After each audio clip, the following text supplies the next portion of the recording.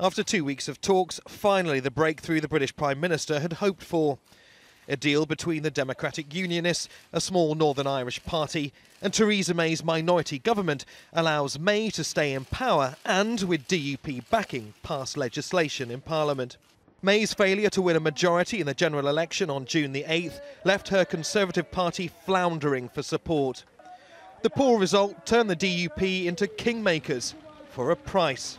The government says it will give Northern Ireland $1.3 billion over the next 2 years. That's 10% more than its current budget. It also says that it will protect things like pensions and other social services. That's something of a triumph for the DUP's largely working-class voter base, diluting the government's current programme of austerity and spending cuts.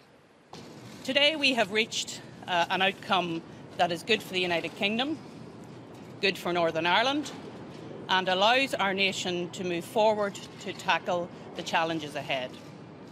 This afternoon I will be returning to Northern Ireland to continue our discussions as we attempt to re-establish the Northern Ireland Executive, because now, more than ever, our political leaders, both locally and nationally, need to work together to find solutions for all of the people we serve.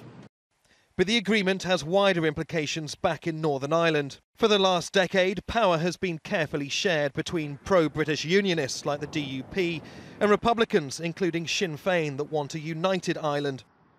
But that power-sharing government collapsed in January, and more talks are needed to rebuild it.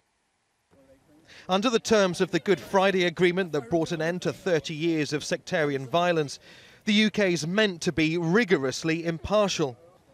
Many Republicans believe the Conservative-DUP partnership threatens to upset the political balance.